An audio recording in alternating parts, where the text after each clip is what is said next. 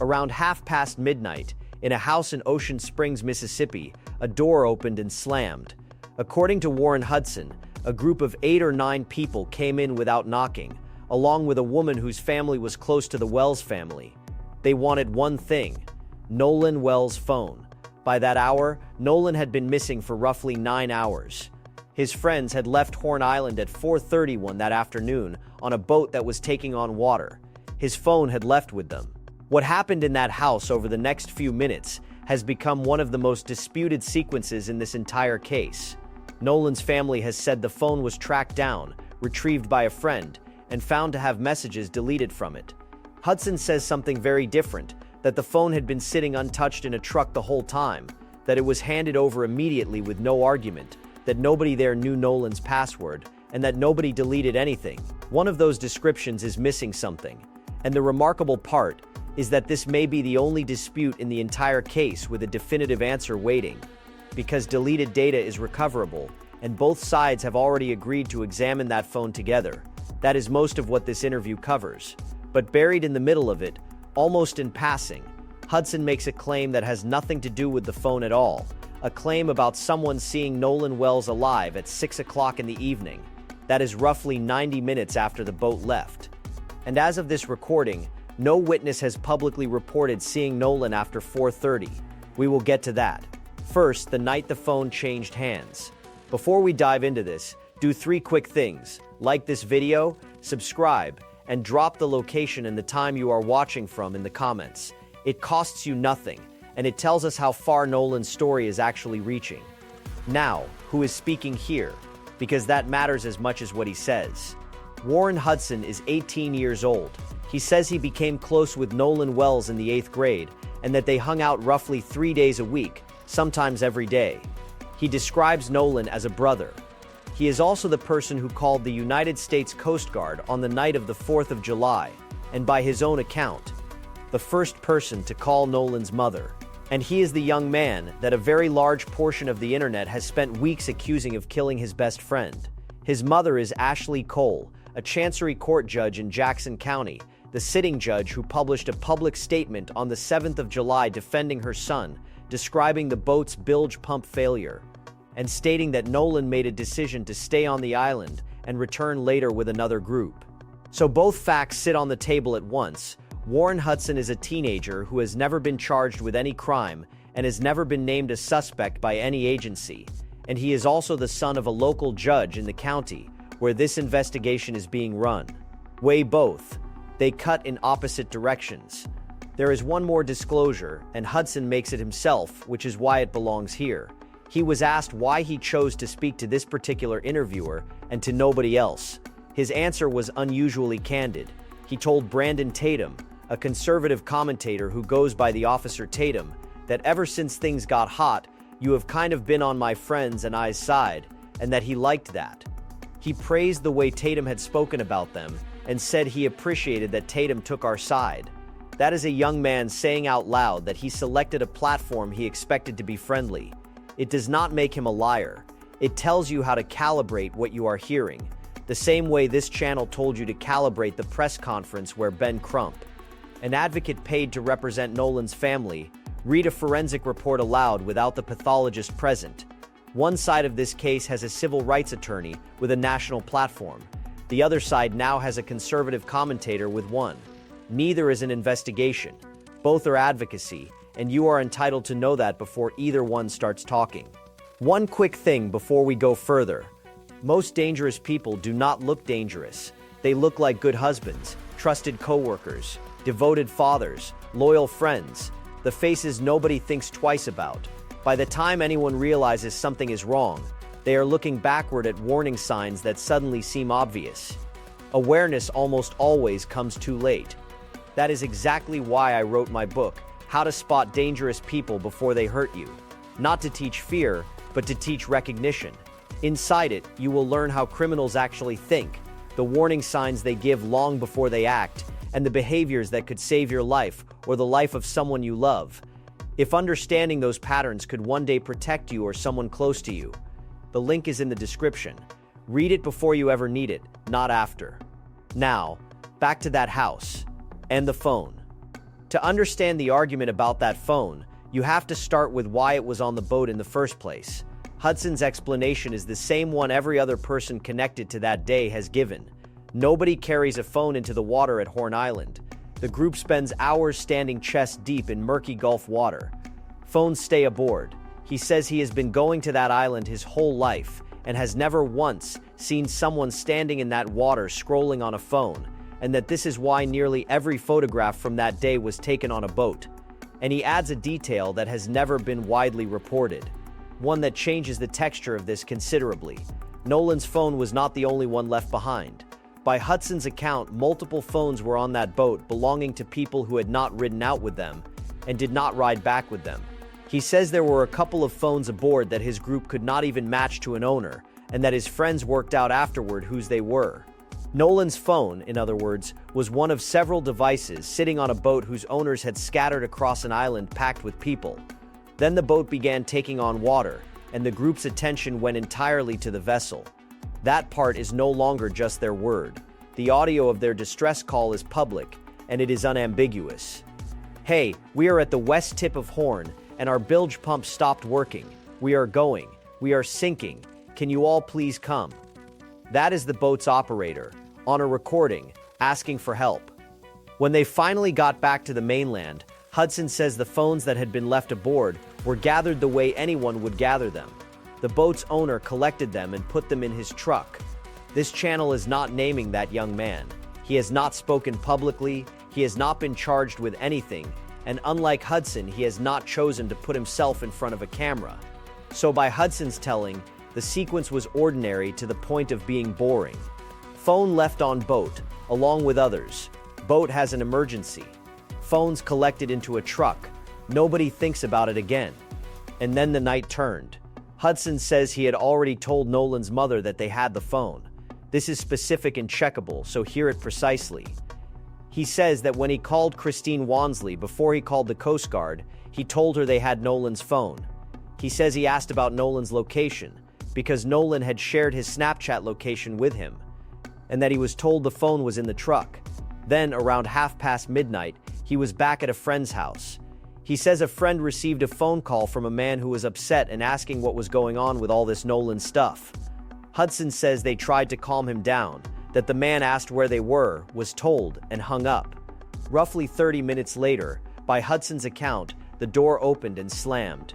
A young woman walked in, behind her, 8 or 9 men, and with them, a mother whose family was close to the Wells family. Hudson describes being startled. He says they came in without knocking.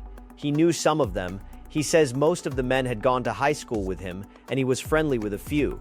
He says things started to get heated, and that a man he had known in high school asked him to step outside, where the two of them talked. Hudson says the man told him people were panicking, and that his own honest view at the time was that Nolan was probably asleep on somebody's couch after a long day of drinking. That detail is worth pausing on, because it is the least flattering thing Hudson could have said about himself, and he said it anyway.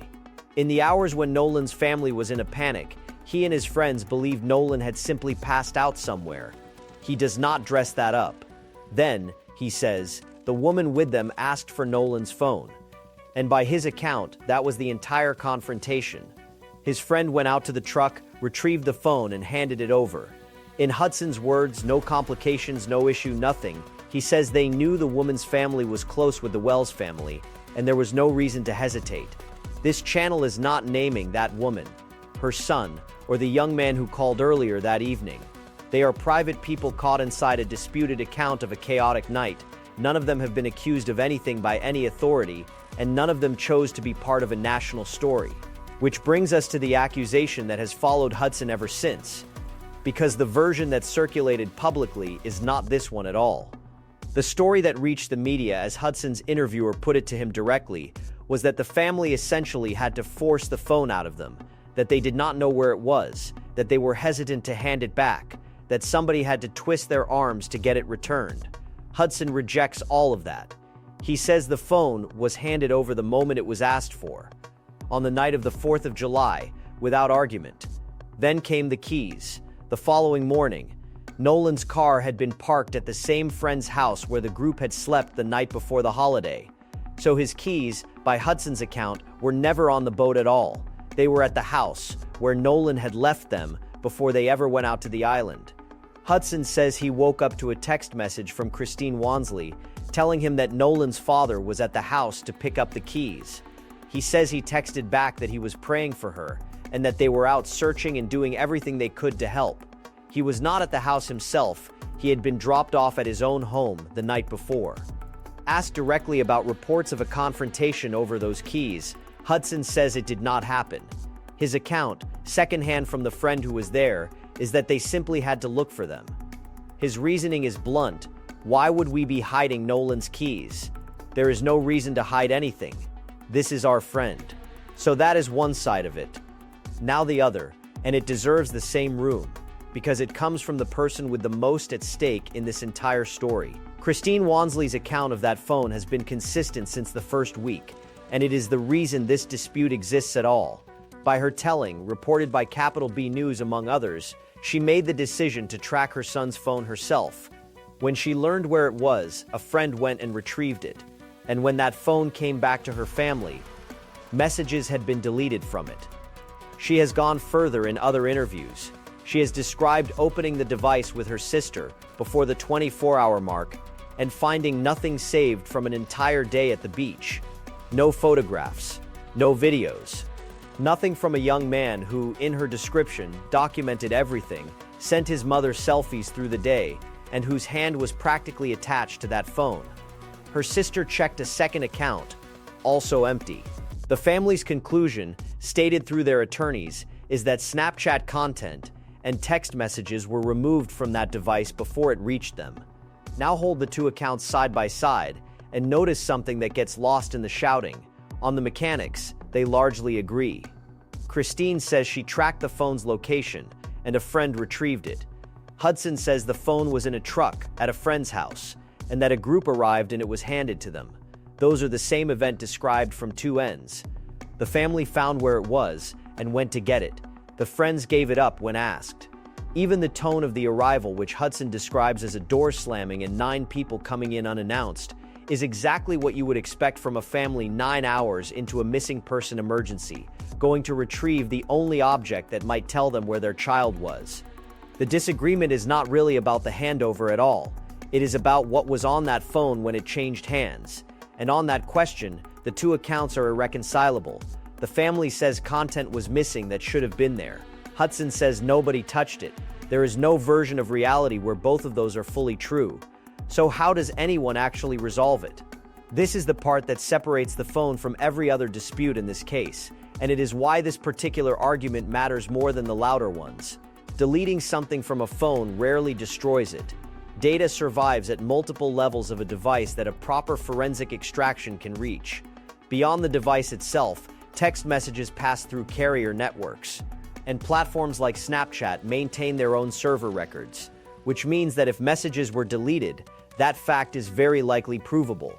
And if nothing was deleted, that is provable too. Both sides have already agreed to find out together. At the press conference following the family's meeting with the Jackson County District Attorney, both sides agreed to a joint inspection of the device, forensic experts retained by the family working alongside experts connected to the official investigation, examining it at the same time, seeing the results at the same moment, rather than issuing competing statements afterward. Attorney Eric Hertz is leading the family's technical team, and the FBI is assisting the sheriff's office with the examination of digital evidence in this case. A Mississippi law professor, Ronald Reichlak, called that arrangement genuinely unusual in national coverage, noting that evidence is normally secured rather than shared. Prosecutors rarely open their forensic process to a victim's private team. As of this recording, that joint inspection has not yet taken place. Understand what that means for everything you have heard. Warren Hudson's denial and Christine Wonsley's allegation are both, right now, statements. One of them is going to be tested against a forensic report, not against a comment section, not against a talk show, not against a press conference, against an extraction. That is coming. And when it lands, one of these two accounts is going to be much harder to hold. One pause for him. Two families are now fighting in public over a piece of glass and metal and somewhere underneath all of it is an 18-year-old who never came home from a holiday at the beach. So, write his name in the comments plainly, with respect. Nolan Wells. Let the record under this video be about a person rather than an argument. Now, the questions Hudson was asked straight to his face. At the end of the interview, his interviewer stopped easing into things and put 4 questions to him in a row without warning, on camera. Did you kill Nolan? Of course not. Did you have anything to do with Nolan's death? Of course not. And absolutely not. Did you delete anything out of Nolan's phone? No, of course not. And the 4th, on whether anyone else deleted anything? Absolutely not. He said there was no reason for anyone to get on Nolan's phone, that nobody touched it, that none of them knew Nolan's password, and that the device went from the boat to a truck and then straight to the woman who asked for it. Denials are not evidence. A person who did something and a person who did nothing produce the same words when asked. That is precisely why the forensic examination matters more than anything said in front of any camera, and it is why this channel is not going to tell you whether to believe him. What we can tell you is what is true about his situation. He has not been charged, he has not been named a suspect, and no official in this case has publicly accused him of anything at all. But there was one more thing in that interview, and it had nothing to do with the phone. Hudson was asked when he last saw Nolan and when anyone else last saw him. His own answer was the one already on the record, around 3 o'clock in the afternoon, at the front of the boat, with the young woman he had spent the day with. Hudson describes it as the 2 of them in chest-deep water, Nolan holding her, both of their heads above the surface. He says he caught Nolan's eye and joked with him, and that Nolan shook his head and laughed. That was the last time he personally saw his friend. Then he added this, that he has talked to somebody personally who saw Nolan at 6 o'clock. 6 o'clock. That is roughly 90 minutes after the boat left Horn Island at 4:31. Understand what that claim would do if it holds. Every timeline the public has been arguing over for weeks is anchored to the departure. The entire online case, in both directions, is built on what happened before that boat pulled away. A confirmed sighting at 6 in the evening would move the critical window of this investigation forward by hours and place Nolan alive and on that island long after his friends were gone. It would also transform the meaning of everything else. Because a young man seen alive at 6 is a young man who spent a substantial part of the evening on that island with other people around him. Now the verification status, stated as plainly as possible. This claim is second-hand. Hudson did not see Nolan at 6 o'clock. He says he spoke with someone who did. He did not name that person. He did not say whether that account had been given to investigators. And as of this recording, no witness has publicly reported seeing Nolan Wells after 4:30 in the afternoon on the 4th of July. That is not this channel's characterization. It is the state of the public record, as reported by outlets covering this case daily. Ben Crump's office has consistently placed the last confirmed sighting at 3 o'clock. So the honest classification is this: unverified, uncorroborated, second-hand, and contradicting the public record as it currently stands. That does not mean it is false. It means it has not been established, and there is an enormous difference between those two things. People do come forward late in cases like this. Somebody who was on a crowded beach on a holiday might not realize for weeks that what they saw was important. The family's own legal team has said it is receiving 50 to 100 calls a day from people who were on that island or who know people who were, and the sheriff's office has kept a public request open for original, unedited photographs and videos from that day. If a witness genuinely saw Nolan Wells at 6 o'clock in the evening, that person is one of the most important people in this entire investigation, and the place for that account is a sworn statement to the Jackson County Sheriff's Office, not a mention in a talk show interview. Hudson made a related point in the same breath, and this part is simply true. He noted that his group was obviously not the last set of people to see Nolan, because when they left there were still dozens upon dozens of boats around them. That is corroborated by everyone. By his own estimate, thousands of people were on Horn Island that day. Another friend put the crowd on their particular stretch of beach at around 300, which produces the strangest fact in this entire case, and it has nothing to do with anyone's honesty. Nolan Wells was left on an island crowded with witnesses. in daylight, on a holiday. And nearly 3 weeks later, there is still no public account from a single one of them describing him after roughly 3 in the afternoon. Not a sighting, not a conversation, not a photograph. The nearest thing anyone has produced is a video obtained by TMZ, recorded at 2:23 in the afternoon, showing a young black man on the back deck of a boat in trunks matching the color Nolan was wearing. The person who filmed it felt strongly enough that it might be Nolan that they took it to the sheriff's office. His face is not visible. That silence is the thing a crowd was supposed to make impossible. There is one more piece of Hudson's account that can be checked against the machine record, and it addresses a theory that has circulated widely.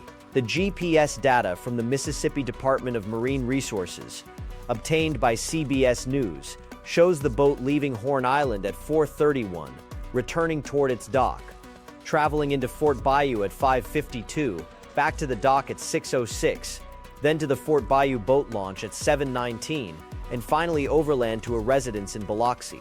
A great deal has been made online of the boat traveling slowly and then suddenly accelerating, treated as evidence that something happened in that window.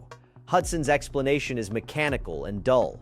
He says they were towed roughly a quarter mile away from the island while they worked on the motor. The motor would trim down but pop back up whenever the boat was put in gear, until they discovered that holding the manual trim would keep it in the water under acceleration. Then the boat's operator stopped, got into the water, pulled the drain plug, and got back in. Everyone moved their weight to the bow because there was so much water in the stern that the boat would not plane.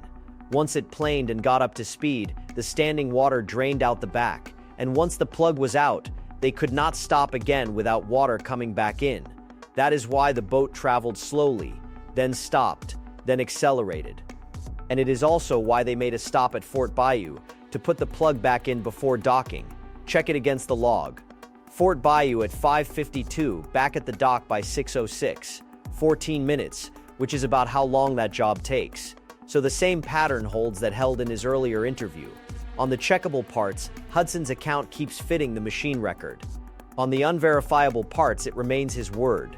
There is a human cost running underneath this entire interview, and it explains why an 18-year-old sat down in front of a camera at all. Hudson says he and his family have received thousands of death threats. He says people have told him they are going to kill him and do things to his family. He says he deleted his social media accounts within days, not because he had anything to hide, but because he could not keep looking at what was being sent to him. He says he was receiving threats before any information about the case had even come out. For one reason, he was the person who called the Coast Guard, so his name was the first one attached to the story. And then he described the consequence that landed hardest. He did not attend Nolan's funeral. He says 2 things kept him away. The first was that he never wanted to pull attention away from Nolan and his family, who he says did not deserve that. The second was his own safety. He says that with thousands of threats against him and his family, he could not bring himself to go. He describes it as heartbreaking and says it hurt him more than anything because he wanted to say goodbye to one of his best friends. That is not an unverifiable claim floating in isolation. It sits inside a documented pattern. The FBI has confirmed that part of its involvement in this case is working to address interstate threats received by individuals related to this matter. Threats serious enough and crossing enough state lines to become federal business. A sitting judge in Jackson County has said publicly that she fears for her children's safety. Another of Nolan's friends, Trakiston Shepard, told ABC News that he and others had received death threats and declined to appear on camera out of concern for his safety. So whatever anyone believes about what happened on that island, this much is established.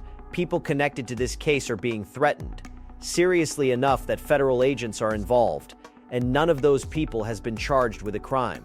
Hudson was also asked about the accusation that he and his friends locked down their social media out of guilt. He does not deny doing it. He says of course he deleted his accounts, and frames it as a response to threats rather than an admission. He also says they went straight to the police, that he wanted investigators to come and ask questions, and that he wanted them to have all of his information. His first police interview by his account was on the 7th of July. Then the interviewer raised the subject that has hung over this case from the first week, and Hudson answered it at length. Asked whether race had anything to do with any of this, His answer was immediate: absolutely not. He said Nolan had been a great friend since the 8th grade, and that Nolan was not his only friend of color. He named the makeup of his own friend group, saying it includes black and mixed friends among the 10 to 12 of them who grew up together in Ocean Springs. He said if anyone did look at people that way, it would be disgusting. He said he had never looked at Nolan any differently than any of his other friends. He also disputed a specific claim that has circulated constantly, that Nolan was the only black person on the island. Hudson says that is not true, that there were thousands of people out there of every background, and that several of his own black and mixed friends were there that day. That distinction is worth being precise about, because both things have been reported and they are not the same claim. What has been consistently reported, including by the Associated Press, is that Nolan was the only black person in the group of friends he traveled out with, and that video from the island showed a largely white crowd. Whether he was the only black person anywhere on a barrier island holding thousands of people on a holiday is a different question entirely, and nobody has ever seriously asserted that. Hudson closed that section by saying he thought it was disgusting that people had built a racial narrative out of something he says it is not, and out of a case where, in his words, Jackson County has not released any facts, and the family's position has been just as consistent, so it belongs here with equal weight. Nolan's family has never accused his friends of a racially motivated killing.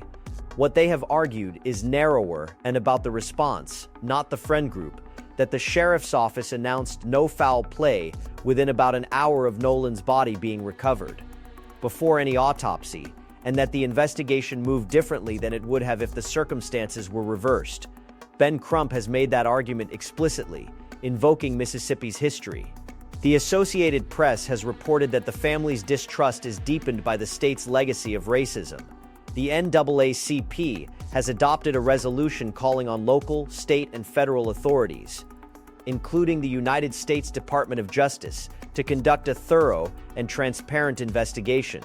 Those are two different arguments that keep getting collapsed into one. Hudson is denying that he and his friends are racists. The family is criticizing how an investigation was handled. Both of those conversations can be had honestly, and neither one is evidence of how Nolan Wells died. All of this landed in the same week as the medical evidence, which is the piece that outranks every interview. On the 22nd of July, Ben Crump released the preliminary findings of the independent autopsy at the NAACP National Convention in Chicago. Dr. Roger A. Mitchell Jr., a board-certified forensic pathologist and former chief medical examiner of Washington, D.C., ruled the cause and manner of death undetermined, pending investigation. He performed dissections the first autopsy had not, looking specifically for hidden trauma, and found no fractures, no deep tissue injuries, and no lacerations. He did find an unexplained area of red discoloration deep in the tissue at the back of Nolan's head, which he called inconclusive for injury around the time of death, while flagging it for further investigation. He noted that parts of Nolan's neck had been retained by the state and were never sent with the body, and that without them he could not rule out injury to the neck. And he wrote that he cannot rule out whether any intervening, non-accidental factors contributed to the death. The state's own autopsy, performed on the 7th of July, remains unreleased, still waiting on toxicology. So set the whole board out honestly. A pathologist who cannot rule out that something happened.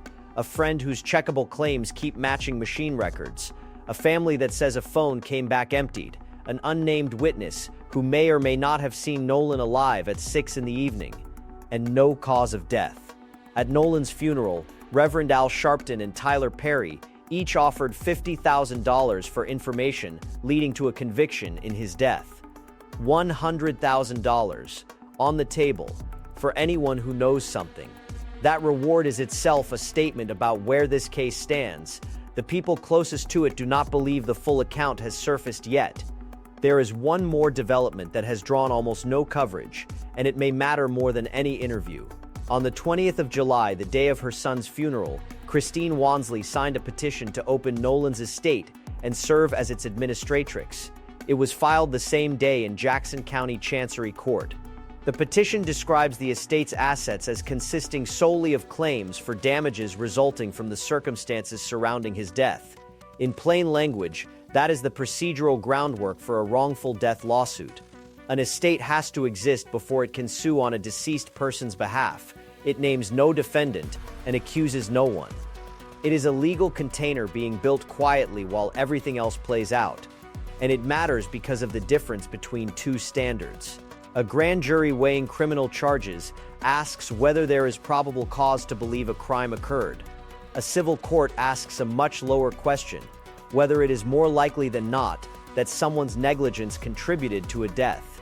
Conduct that never produces a criminal charge can still produce civil liability, which means that even if a grand jury returns nothing, the questions in this case may simply move to a different courtroom with a lower burden of proof, where a phone's chain of custody stops being an internet argument and becomes an exhibit. So where does everything stand as of this recording? The independent autopsy is complete and preliminary, cause and manner undetermined, with 7 questions the pathologist says remain unanswered. The state's autopsy is finished, but unreleased pending toxicology. The Jackson County Sheriff's Office is leading the investigation, has interviewed dozens of witnesses, and is being assisted by the FBI on digital evidence and on interstate threats. The district attorney has committed to presenting the completed file to a grand jury once the sheriff's work is done. The joint phone inspection has been agreed, but has not happened. An estate has been opened. $100,000 in reward money is outstanding, and nobody, at any point, has been charged with anything or publicly named a suspect, which brings this back to the phone and to what this interview actually changed. Warren Hudson has now given the fullest first-person account anyone from that boat has offered. He described a device that sat among several other phones, was collected into a truck after a boating emergency, and was handed over the moment somebody asked for it. He denied deleting anything, denied anyone else deleting anything, and denied knowing Nolan's password. He answered the ugliest questions that can be put to a person, directly and without hedging. And Christine Wonsley has said, just as consistently, that when that phone reached her family, content that should have been there was gone. Neither of them can settle it by speaking. That is the point. Every other dispute in this case runs on memory and interpretation, on what someone heard across a crowded beach, or what a mark on a body might mean. This one runs on data, and data can be recovered or ruled out. When family experts and official experts sit down at the same screen and pull that device apart, one of these two accounts is going to get much harder to hold. Until that happens, the honest position is the uncomfortable one.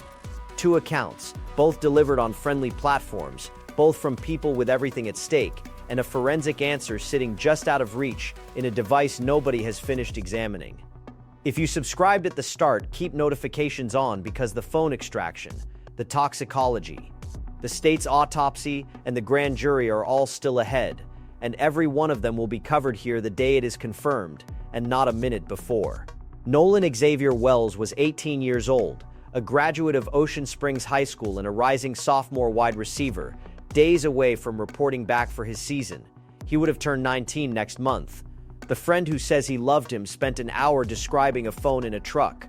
His mother has spent 3 weeks describing a phone that came back empty. Both of them say they want the same thing, and for once in this case, they are almost certainly telling the truth about that. Nolan Wells. Say his name and stay with this until there is a real answer.